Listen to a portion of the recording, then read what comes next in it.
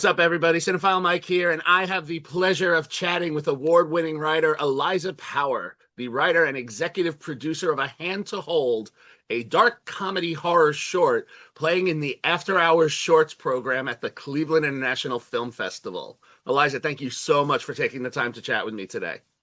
Thank you for taking the time to talk to me. It's amazing. So, you've spoken before about wanting to write more stories that were centered on older characters, especially coming out of your work in Irish comedy. So, what is it about those characters and those perspectives that feels so creatively rich to you? Oh, that's a good one. Do you know, I think the problem is because I've written, about young people. Young people are wonderful, don't get me wrong, absolutely love it. But there's only so far you can go with life experience, with looking maybe at a relationship that perhaps has gone awry or, relationships with children, things like that. I think if you're writing about an older character, it's always going to be richer because they've lived more. That's effectively it. Even if they haven't lived, even if you're talking about somebody who's maybe been very insular or has been maybe in a very unhappy relationship, like we potentially have in A Hand to Hold, I think that there's a wealth of knowledge people build up over, their lives. There's always going to be a lot of relationships that you can kind of tap into. So for me, I just think it's talking about experience, wisdom, or maybe how wrong someone's taken their life, what wrong direction they've gone in. And A Hand to Hold plays in that really fun space between the dark comedy and the horror. So when the idea first came to you, what was that spark? And did you always know that it needed to live in that tonal space between the funny and the unsettling?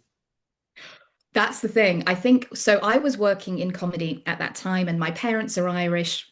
My family, both sides are Irish. So I've always had these kind of voices. I've always heard these, you know, funny little comments, funny little quips I've picked up over the years. And I think when I started writing this, because I was writing this comedy that I had to write about young characters, and I rebelled and wanted to write about older characters, I think I knew it was going to have some comedy in it because it just felt straight away when I was talking about Moira and Patrick, who are the two protagonists. Straight away, I felt like, oh, there's something underneath there that's kind of darkly comic. There is something funny. I did not expect it to go the way it went. It was one day of writing that as soon as I kind of had these two characters holding hands, something just clicked in my brain and it went from there. But I've always loved horror. And I've always wanted to write something that's like a relationship based horror. And I think coming from the older perspective, there's so much you can tap into. And when you work in those two mediums, right, there's such a delicate balance because they're so on opposite ends of the spectrum that you can lose that balance if you go one way or the other too much. And I'm going to say I felt that the balance was perfectly there in Yeah. this time frame. So on the page, how do you build that rhythm so that they're working together instead of competing with one another? I think you've got to make, for me personally, I think you've got to make something very real. It's got to be delivered, the characters have to believe everything they're saying. It can't be exaggerated or too over the top, I think, in terms of their relationships with each other or how they're talking to each other. I wanted to make everything completely normal. This really bizarre situation they're trying to deal with in quite a methodical way, talking through it like you would if you went to the doctor with a headache or with a rash or something. I wanted it to kind of have that same rhythm because I think then you earn it. If you go in too big and you're going in too big with the horror or too big with the comedy, where can you go? But I think if you've got a very grounded, natural setting, you earn it. You earn the comedy and the horror balance. And I think actually the two feed into each other really well because you can have the horror if you've earned it with a really good comic moment. And I think it's that sort of balance. I try and look at it as I'm writing. Are the characters earning these moments? Am I earning them as a writer? Do I deserve them? So that's kind of how it feeds in. There's one I want to talk about, but I don't want to do it on camera because I don't like to spoil films here on my channel. So maybe I'll hold that till we're done off camera. Uh, It's but fine. I mean, I don't mind. It depends how much of a spoiler it is. I called it the Evil Dead moment. Uh, Oh, I love it. I'm so glad you've said that. You're the first person since the script actually went out to awards, because I was very lucky. It went to some festivals awards first, and everyone mentioned Evil Dead at the time. But since then, no one's talked about it. I'm like, where's my Evil Dead moment? This is what I earned. That's what I'm talking about, earning the moments. I earned that. Thank you. So you've worked across theater, film, television. Did your background as a playwright shape the way that you approached this short, especially in terms of character rhythm and what you can communicate in such a tight format? Because this is only a 14-minute film, but you get so much out of that. That's the thing. So when I started doing plays, I did long forms. So they were sort of like, well, I say long form for things like the Edinburgh Fringe, they were an hour and a half max. But I found that actually I started a short play festival with some friends in London in a theatre called the Hen and Chickens, which is a lovely fringe theatre in North London. And I just wanted to kind of really challenge myself, because I always found when I wrote, I would overwrite. I'd, go far too much into elaborating. Dialogue would be like 15 paragraphs for one character. It got ridiculous. And I thought I've got to challenge myself to have a really contained story. So we used to do it every couple of months, this short play festival, and I would always write a 15 to 20-minute short play. Always ended up being horror because that's me. And so I think honing it, I also acted in them, and I'm not the greatest actress, so I think I'm better at acting. But it did teach me a lot, because it sort of fed into that. I would be able to kind of train myself on how I can get a story across, a really tight story, characters, everything really, really quickly. And the great thing about doing theatre is you get an immediate audience reaction. So I would know straight away if the comedy fell flat, nobody laughed. I'd think, okay, I need to go back and rework that, or maybe I've gone too far with it. And I think really it's what comedians do. And I'm obviously not a comedian, but I think you have a real, you're I really think about lucky. that It's one. like, I'm believe me, I'm not. If I got on stage trying to do comedy, you'd be like, "Oh my, this is the worst thing I've ever seen." But learning as you go along and listening to the audience, you're not trying to make people laugh, but you're trying to listen. The tone of where it comes in, what people find funny. And we always had such a great mixture of ages, of people who would come in as well. So you'd get really young people, and then parents and grandparents who'd come in. So I kind of got used to writing for trying to appeal to a mass audience, and trying to make some earn it. I keep saying this, but earning the comedy. I learned that. And now, when you've watched the finished short, how much of what we see feels exactly as you first imagined it on the page? And where did the film really evolve once other collaborators came in? So I'm going to give all credit to Philip Clyde-Smith. Phil is a genius.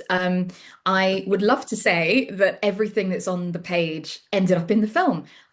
Phil found so many gorgeous moments, and he worked with the actors and with the SFX team. And with the art direction. It was a real collaboration, and I was so lucky I got to be on set watching it. So I obviously gave them the story and the script, but wow, did he take that with the team? And he just, I mean, he times 1,000 times 1,000,000 made it what it is, because I think you do need collaboration as a writer. I often find it's fine, I can sit and write something, but unless someone else can see the potential in it and then take that and put it on screen, I haven't got anywhere with it. So I think for me, working with Phil's wonderful. I was introduced to him through an actress friend called Phoebe, and she and I were going to work with him on another short. COVID happened. We didn't kind of get to move forward with it. You know what it's like, everything kind of, so it came to a standstill. And then because I'd sent this short script while I was waiting for TV things to happen, which of course didn't, because the nature of the beast, I was waiting for things to happen, sent this script out to short screenplay festivals. It started winning awards, and Phil noticed that. So he got back in touch with me and said, "Oh, I really want to do a horror, something contained. Can I read it?" And it literally just took life from there. It would not have made it on screen, I think, possibly ever, if it hadn't been for Phil. Hmm. He's not here to hear this praise. I'll have to send this to him afterwards. Normally we say we hate each other. Oh, why are we working together? But no, no, he's wonderful, and this would not exist without him and with the team. And as the writer, there's always the challenge. Like you said, you sent this out and you're putting the words out there. You want people to hear it. You want to know how things land. And I haven't written as much myself. I think I wrote one act play a million years ago. Uh, Amazing, good. but there's always the challenge, right, of handing that story over once it leaves the page and kind of like handing your child off.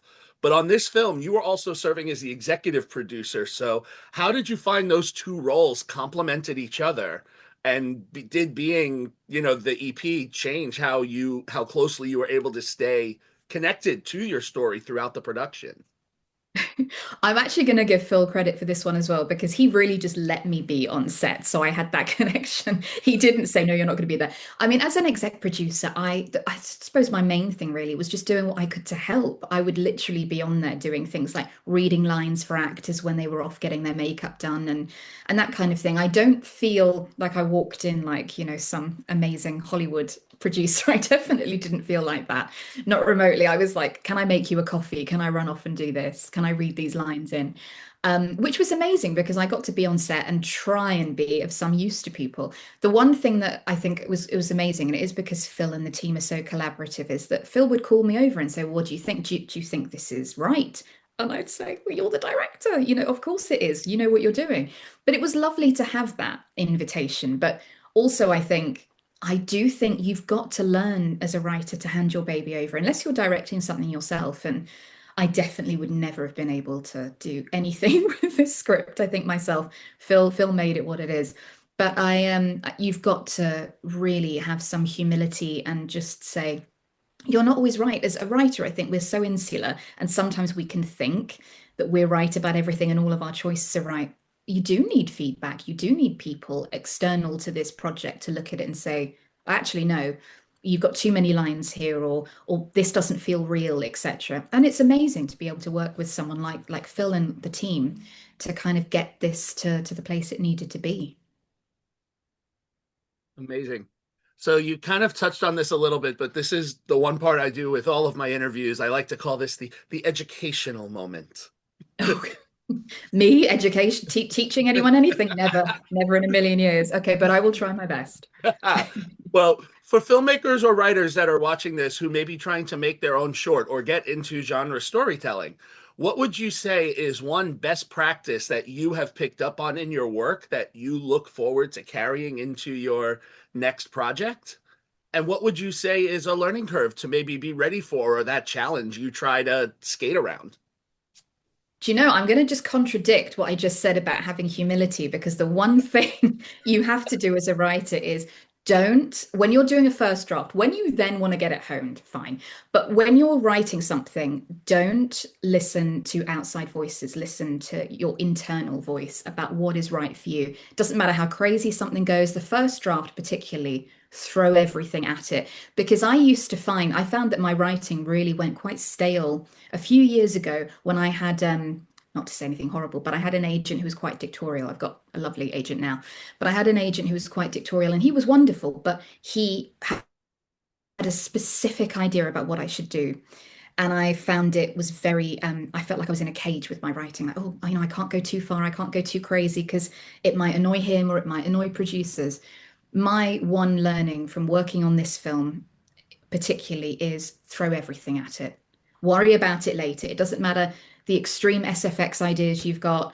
If you want, 50,000 characters to remove their heads and start running around, crazy stuff that you think might not work, just put it in and you can deal with it later. Just get the ideas down because the fresher it is, the more originality you can bring in. You're going to have a project that it will have legs. It can go somewhere else, but you've got to not second guess yourself and trust yourself. That's it. I've rambled. All I need to say is trust yourself. And as the film screens at Cleveland, what are you hoping that audiences take away from it beyond the laughs and beyond the shocks, of which there are both? Beyond the laughs and the shocks. I hope that there will be, kernels of recognition for some people in this, because I do think that watching something that is grounded, the story essentially, despite all of the mayhem, is grounded. It is about a relationship, a toxic relationship that refuses to die, a marriage that refuses to die. And I think at some point, a lot of people will recognize they've been in relationships similar to that. And I think there is a moral in there. There is a sort of a moralistic idea about letting go. And I think having the building up the strength to literally let go of a toxic relationship. So I hope that people can look at it, perhaps maybe recognize something they need to work on themselves, from watching it. But also, I just want people to enjoy it and laugh as well. So Well, I can say for a fact that I did both. I had my squeamish moments, I had my laugh out loud moments, I had my I see myself in that character moment. So it all me too. Don't worry. I have that too. In all of them at some point, I see myself in even the priest in all of them. um actually maybe I should say I don't know about the Satanist. I feel like I should put that on public record before I say I Oh, see actually, me myself in too. every character here. Mini Father spoiler. Satanist. Father Satanist. Yeah, agree with you there. We're on the same page there, obviously. Oh, Eliza, thank you so much for taking the time to speak with me. Congratulations on A Hand to Hold. It's a wonderful film. The film is screening this weekend at the Cleveland International Film Festival as part of the After Hours Shorts programs on Program 1 on April 10th and April 11th. So if you're in the Cleveland area, make sure you check it out. I'll include the link where you can purchase tickets in the notes on the episode. If you like what you heard here, please subscribe to the channel for more great interviews like this one and spoiler-free movie reviews. Until next time, this is Cinephile Mike saying take a break and watch something new. Have a good one, Eliza. Thank you so much, Mike.